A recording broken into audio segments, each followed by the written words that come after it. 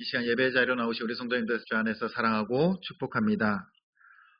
지난주에 이제 카페에 있다가 어느 한 손님이 들어왔습니다. 기웃하다가 이제 들어와서 차를 마시는데요. 저한테 목사님이냐고 물어보는 겁니다. 그래서 목사라고 그랬죠.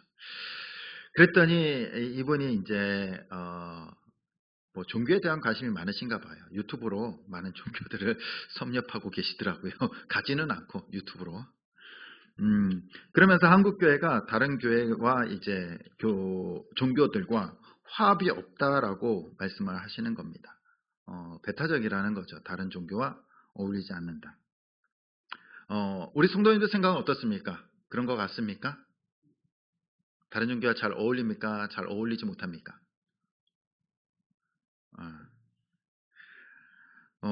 그래서 당연하다고. 기독교는요, 다른 종교와 어울리는 종교가 아니에요. 어울리는 종교가. 교회는요, 종교 화합이 목적이 아닙니다. 종교 화합. 다른 종교들은 어떻습니까? 우리 화합하자. 우리 친하게 지내자. 너희도 인정해주고 우리도 인정하고 서로 교류하고 화합하고. 근데 기독교는요, 종교 화합을 이야기하지 않아요. 성경에 종교 화합을 이야기합니까? 이야기하지 않아요. 예수님도 이야기하지 않았고요. 성경 어디에도 종교 화합은 없습니다. 이야기한 적이 없어요. 그런데 교회가 왜 서로 평화롭게 종교 화합하지 않느냐라는 겁니다.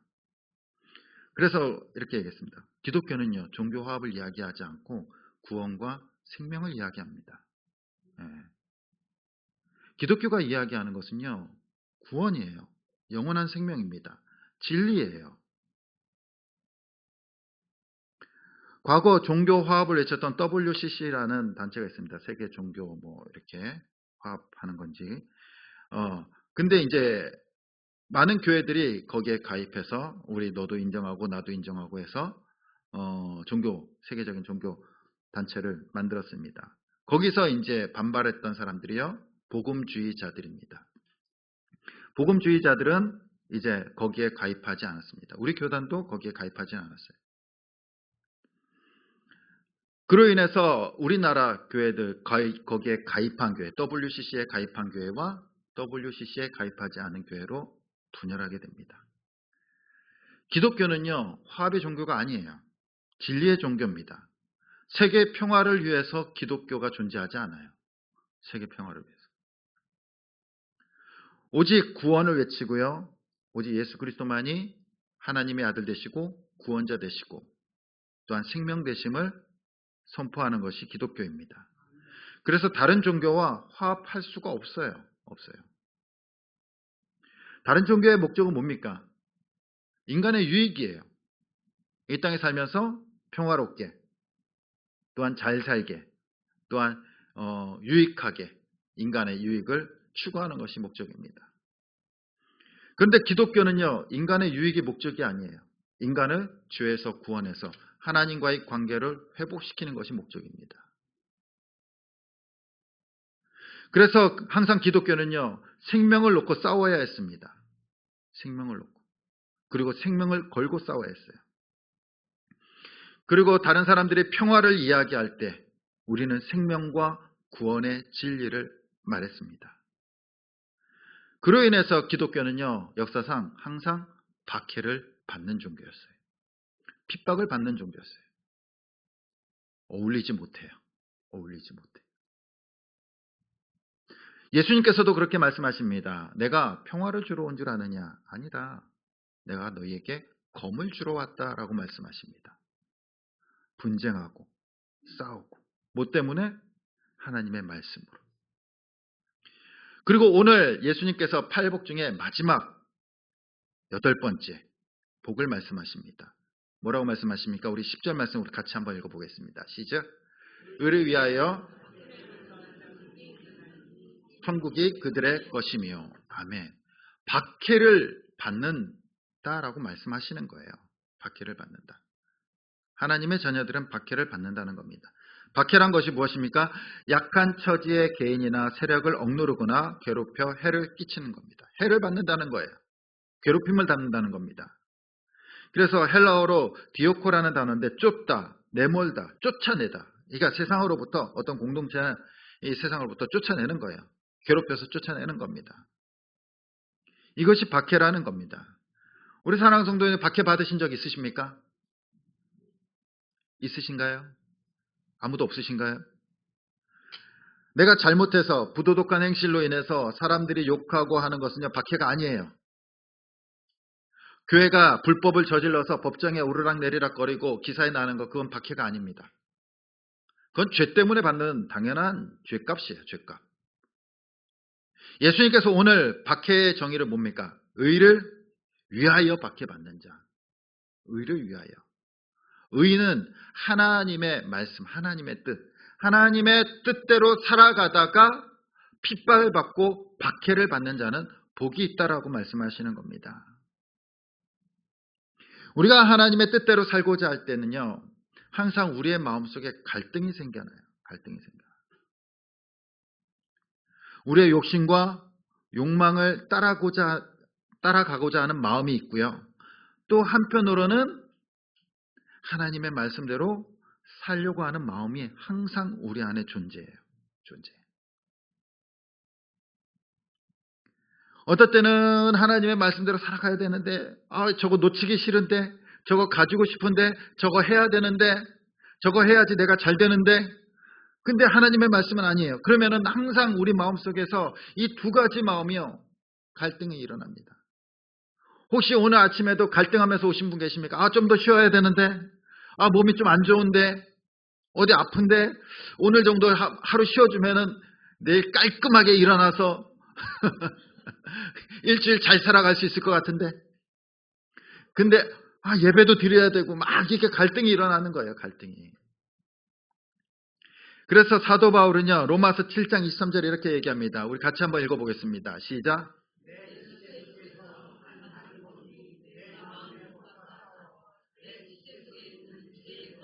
나를 사로잡는 것을 보는도다. 내 지초 속에서 다른 법이 내 마음의 법과 싸운다는 거예요. 싸운다는 거예요. 늘 갈등이 일어난다는 겁니다. 갈등이. 이게 그리스도인들이에요. 그리스도인들. 우리가 예수님을 믿지 않고 하나님의 말씀을 모르면요, 갈등할 필요가 없어요. 내가 하고 싶은 대로 하면 돼요. 내 유익대로, 내 욕망대로, 내 욕심대로 가면 돼요. 근데 우리가 하나님의 말씀을 알기 때문에 늘 우리 안에 갈등이 일어나요. 싸움이 일어납니다. 충돌이 일어나요.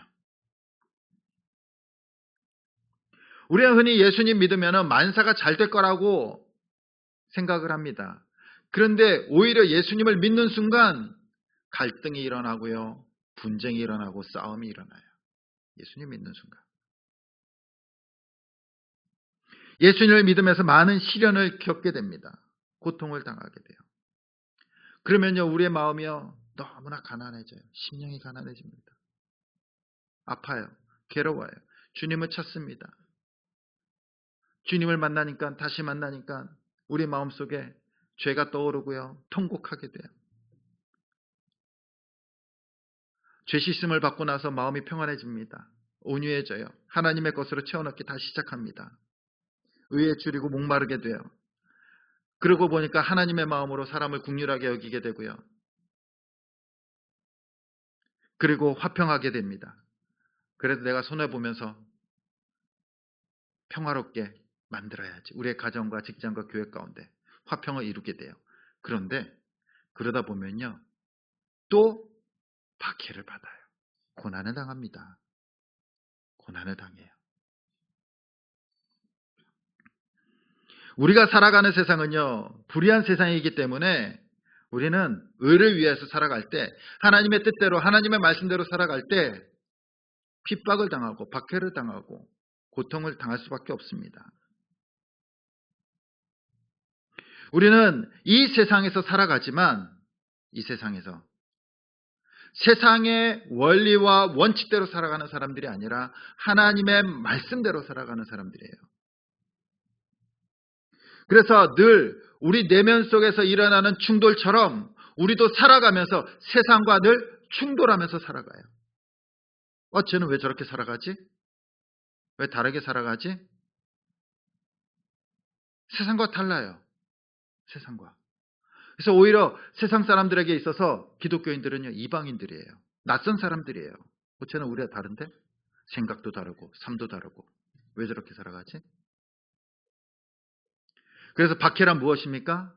우리가 말씀대로 세상과 다르게 살아가기 때문에 겪는 고통이에요. 겪는 고통. 그리고 그것을 지키기 위해서 살아가기 때문에 겪는 핍박과 고난이라는 겁니다. 고대 로마는요, 유럽과 아프리카 지역에 넓은 이 제국을 건설하게 됩니다. 제국을 건설해요. 근데 땅덩어리가 넓으면요, 이것을 통솔하기가 힘들어요. 힘들어. 아무리 조직을 잘해도 구멍이 날 수밖에 없습니다. 그래서 로마인들이 고민을 하는 거예요. 어떻게 이 넓은 땅을 잘 다스릴 수 있을까? 구심점이 필요하다는 거예요. 구심점. 이 제국의 구심점. 제국의 구심점. 중심. 그래서 한 가지를 결정합니다. 바로 황제를 신격화시키는 거예요. 황제를.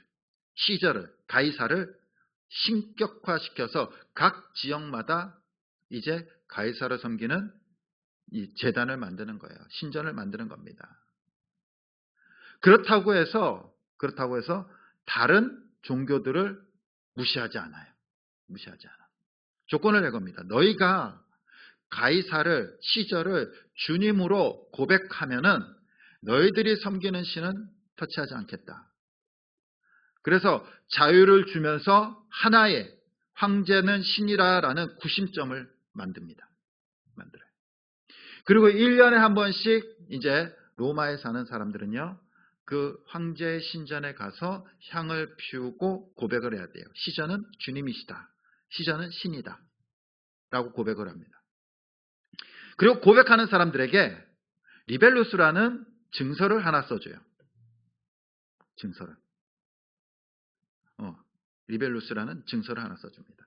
그리고 그 증서를 가지면요, 1년에 한 번 고백하고 1년에 한 번 시저에게 향을 피우면요, 이 증서를 받아서 1년이 평화로워요. 내가 전에 섬기던 신도 섬길 수 있고요, 자유를 누리게 됩니다. 얼마나 좋습니까? 얼마나 좋아요. 근데 여기에 이 신전에 가서 향을 피우지 않고 시전은 주님이시다라고 고백하지 않는 무리들이 생겨난 거예요. 어떤 무리일까요? 그리스도인들이에요. 그리스도인들.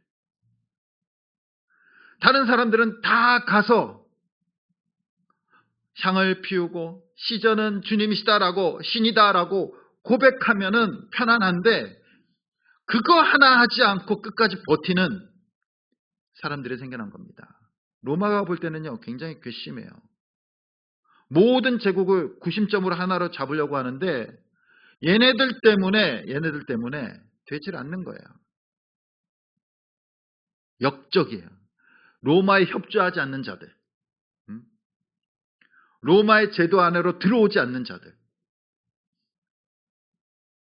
그리스도인들. 그래서 그들에게 박해가 가해집니다. 핍박이 가해지는 거예요. 야, 시저가 주님이시다. 그 한마디만 해라. 아니에요. 그들은 생명을 걸고 예수님은 주님이시다라고 밖에 말하지 않아요. 그래서 수많은 크리스찬들이, 기독교인들이요, 사자밥이 되고요, 그리고 갈기갈기 찢겨서 죽임을 당하게 됩니다. 심지어는 동물의 가죽을 씌워놔요. 그리고 거기에다가 들깨들을 풀어놔요. 들깨들의 밥이 되도록 합니다. 화형을 당하기도 하고요. 네로 시대에는요, 그리스도인들의 시체에다가 기름을 발라서 불을 밝히기도 했어요. 로마 시내를. 엄청난 박해와 고문이 끊이지 않습니다. 뭐 때문에? 예수 그리스도가 주님이시다라는 그 고백을 버릴 수가 없었어요. 의를 위해서, 하나님의 뜻을 위해서 그들은 박해를 받게 됩니다. 이것이 로마 시대뿐만 있었나요? 아니에요. 중세시대 때도 있었습니다. 15세기에 이탈리아에 사바나롤라라는 이제 설교가가 있었습니다. 설교를 엄청 잘했나 봐요. 그래서 그가 설교하는 것마다 사람들이 회개하고 돌아오는 겁니다. 눈물을 흘리는 거예요. 그는 죄에 대해서, 그 다음에 로마 카톨릭의 부패에 대해서 설교를 합니다. 그러면요, 사람들이요, 눈물을 흘리고 너무나 고통스러워해요. 얼마나 좋습니까? 은혜가 되잖아요. 은혜롭잖아요. 하나님의 복음이 선포될 때 눈물을 흘리면서 울면서 그리고 나오는 겁니다. 그런데요, 이 사바나롤라가 어떻게 되냐? 화형을 당하게 돼요. 사람들이 죄에 대해서 선포하고 부패에 대해서 선포하니까 계속해서 마음에 걸리는 거예요. 너무나 괴로운 겁니다. 너무나 괴로운 거예요. 너무나 괴로운. 그의 설교를 들으면 울고 참회를 하는데 그게 너무나 괴로운 거예요. 그래서 그를 화형을 시켜서 죽입니다.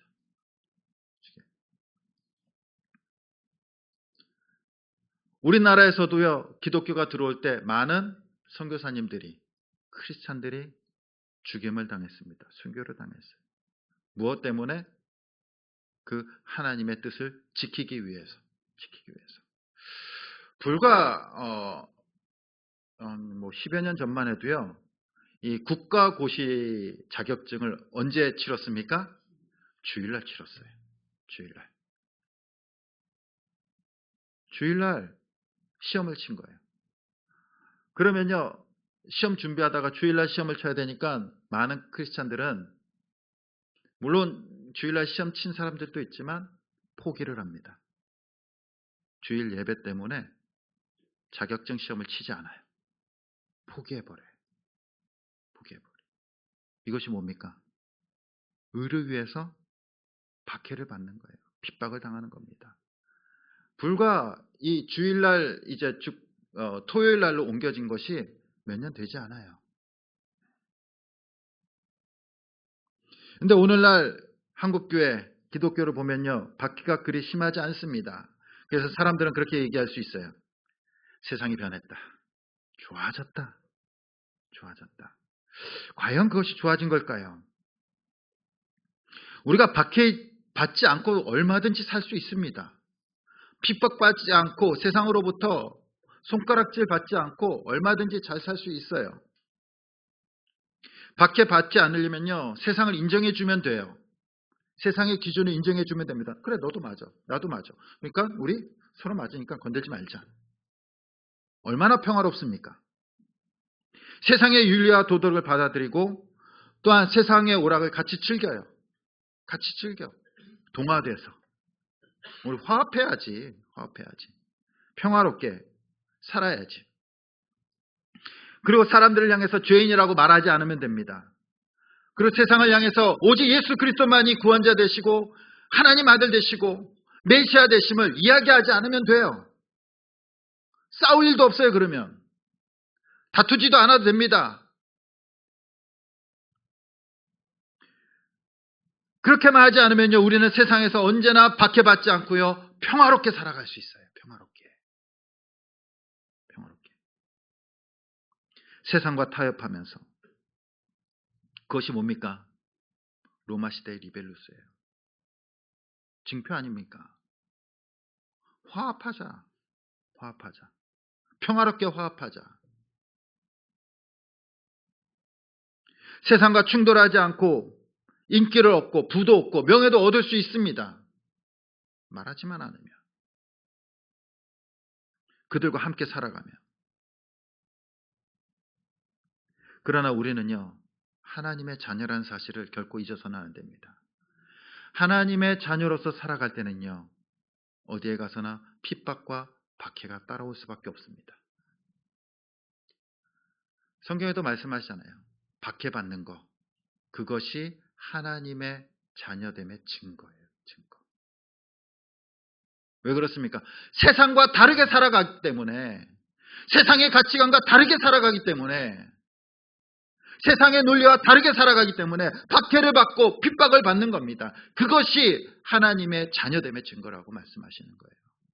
하나님의 자녀됨의 증거. 그래서 우리는 세상이 살아가는 대로 살아갈 수 없어요. 세상이 생각하는 대로 살아갈 수 없습니다. 세상이 즐기는 대로 살아갈 수 없고, 똑같이 쉴 수 없고, 똑같이 말할 수 없어요. 삶의 가치관과 목표가 세상과 다릅니다. 그래서 박해를 받고 핍박을 받는 겁니다. 세상의 방법이 아닌 하나님의 말씀에 순종하기 때문에. 복음을 전하라고 해서 복음을 전해서 받는 박해. 예배를 드리기 위해서 받는 박해, 핍박. 기도한다라고 듣는 핀잔들. 그것이 그리스도인의 증표잖아요. 우리가 하나님의 자녀됨의 증표잖아요. 그래서 우리는요, 세상에서 늘 이방인들이고요. 세상 사람들이 볼 때는 낯선 사람들이에요. 쟤는 우리가 뭔가 다르다. 낯설게 느껴지는 겁니다. 우리가 주의 말씀대로 의를 위하여서 살아갈 때 늘 우리에게 박해와 고통이 따라옵니다. 그러면요, 우리는 그 극심한 고통에 시달리면요, 그렇게 고백합니다. 하나님, 우리 좀 빨리 데려가 주세요. 그렇지 않습니까? 몸만 아파도 그냥 하나님, 제발 나 좀 데려가 주세요. 마음에 없는 소리들 합니다. 빨리 주님이 왔으면 좋겠습니다. 근데 주님께서 오늘 이렇게 말씀하십니다. 10절 말씀 우리 같이 한번 더 읽어보겠습니다. 시작. 위하여 박해를 받는 자는 복이 있나니 천국이 그들의 것임이라. 아멘. 의를 위하여 박해받을지 주님께서 말씀하십니다. 그래, 너희들에게 천국에 있어. 박해를 받는다는 건 뭡니까? 하나님의 자녀됨의 증거잖아요. 하나님의 자녀됨의 증거. 세상과 다른 방법으로 살아가고 하나님의 말씀에 반응하면서 살아가고 기꺼이 하나님께서 주시는 그 말씀에 순종하면서 살아갈 때 받는 박해. 그것이 하나님의 자녀의 증거잖아요. 하나님의 자녀에게는 당연히 천국이 주어지게 되는 줄 믿습니다. 천국이. 사도 바울도 로마서 8장 18절에 이렇게 고백합니다. 우리 같이 한번 읽어보겠습니다. 시작. 장차 우리에게 나타날 영광과 비교할 수 없도다. 아멘. 현재 그 잠깐의 고난은 장차 우리에게 있을 영원한 영광과 비교할 수 없다라는 겁니다. 우리의 인생이 몇 년 정도 남으셨습니까? 우리 성도님들의 인생 몇 년 남으셨습니까? 몰라요. 저도 몰라요. 누가 오래 살지도 모르겠고 누가 빨리 갈지도 몰라요. 근데 천국은 어떠한 시간입니까? 영원한 시간이에요. 영원한 시간. 그래서 야고보서 4장 14절에 이렇게 말합니다. 내일 일은 너희가 알지 못하는도다. 알지 못하는도다. 너희 생명이 무엇이냐? 너희는 잠깐 보이다가 없어지는 안개니라. 우리의 생명을 뭐라고 말합니까? 안개. 그 안개는요, 언제 사라질지 몰라요. 언제 사라질지 몰라. 그냥 안개처럼 진짜 사라져요. 그렇다면 우리는 우리의 그 짧은 인생에 투자하면서 살아가야 될까요? 아니면은 영원한 곳에 투자를 하고 마음에 두면서 살아가야 될까요? 예수님께서는 마태복음 6장 20절에 이렇게 말씀하십니다. 우리 같이 한번 읽어보겠습니다. 시작.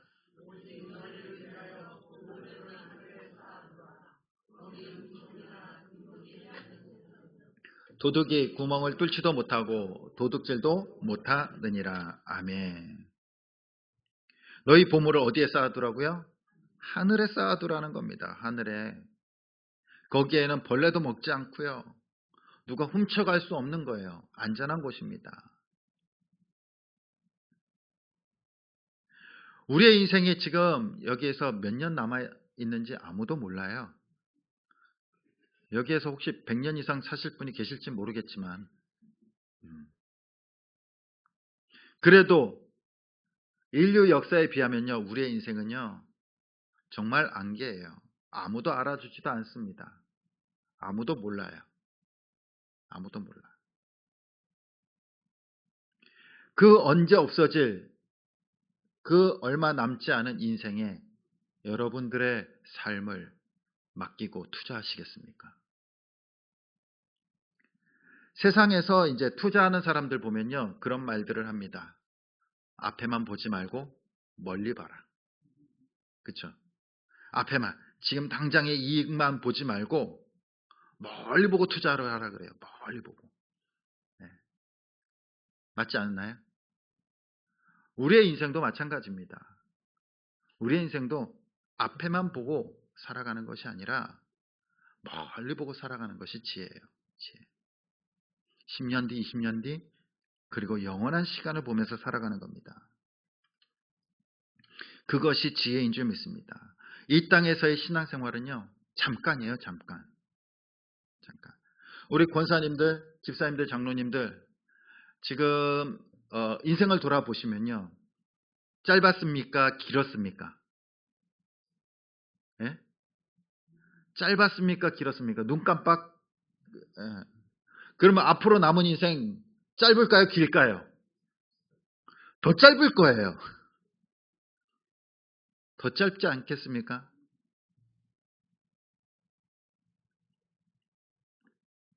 우리의 인생은 짧은 시간이라는 겁니다.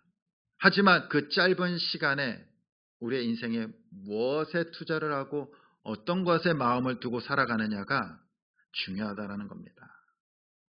우리는 노후 걱정합니다. 근데 노후는 몇 년 되지 않아요. 몇 년 되지 않잖아요, 노후. 노후가 뭐 30년, 40년 노후 생활합니까? 아니잖아요. 우리는 그 짧은 노후를 준비하면서 살아갑니다. 세상 사람들은. 그러나 신앙인들은요, 그 노후를 준비하는 것이 아니라 사후를 준비하는 사람들이에요. 영원한 세계를 준비하는 사람들입니다.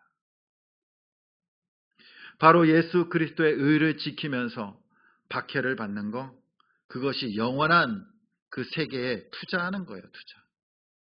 저축하는 겁니다. 우리가 이 땅에서 살아가는 시간은요, 고통의 시간이 있을 수도 있고요, 즐거움의 시간이 있을 수도 있습니다. 그러나 그 모든 것, 하나님의 의로 살아가는 그 모든 시간들이요, 천국의 상급으로 쌓이게 될 줄 믿습니다. 고대 크리소스톰이라는 이제 설교가가 있었습니다. 이 사람이요, 이제 황제에게 붙잡히게 됩니다. 그리고 황제가 말합니다. 예수 그리스도에 대해서 선포하지 마라. 만약에 다시 한 번만 선포한다면 너를 추방하겠다. 라고 위협을 합니다. 그때 크리소스톰이 이렇게 얘기합니다. 황제시여, 당신은 나를 추방할 수 없습니다. 왜냐하면 세상이 내 하나님 아버지의 집이기 때문에 나를 추방할 수 없습니다. 그러자 황제가 화를 냅니다. 그럼 널 죽이겠다. 그러자 그는 또 이렇게 얘기합니다. 황제여, 당신은 나를 죽일 수 없습니다. 왜냐하면 내 생명은 그리스도와 함께 하나님 안에 감추어져 있기 때문입니다. 그러자 다시 한 번 더 황제가 소리 지르면서 위협합니다. 네 재물을 다 압수해서 몰살시켜버리겠다. 그러자 다시 이렇게 얘기합니다. 황제시여, 그것도 하실 수 없습니다. 내 재물은 천국에 있으며 거기는 그 누구도 침입하여 훔쳐갈 수 없습니다.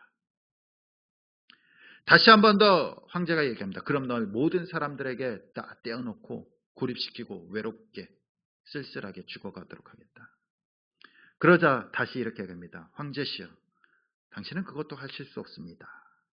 왜냐하면 내게는 천국에 친구가 계시고 그분은 결코 나를 떠나지 않고 나를 버리지 않겠다라고 말씀하셨습니다. 그러자 마침 이 크리스토스톰은요, 추방당하게 됩니다. 이것이 그리스도인들의 삶이 아닐까요? 무엇이 두려워서, 무엇이 무서워서 세상과 함께 살아갑니까? 세상의 우선순위로 두고 살아가고 있지는 않습니까? 우리는 그동안 팔복에 대해서 말씀을 나눴습니다. 팔복은요, 세상에서 누리는 복이 아닙니다. 세상 사람들이 누리는 복도 아니에요.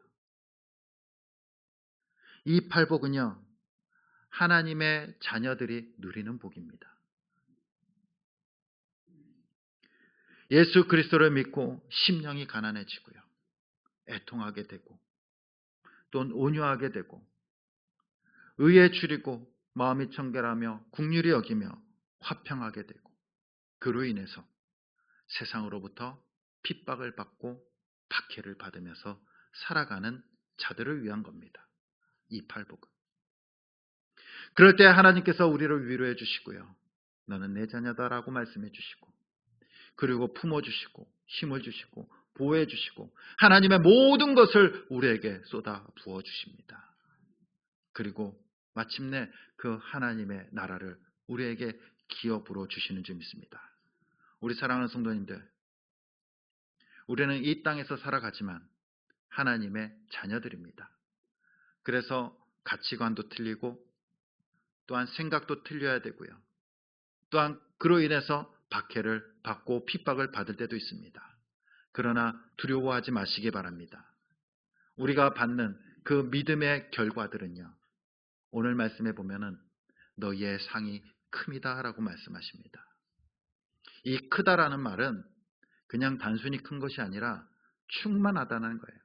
차고 넘친다라는 뜻입니다.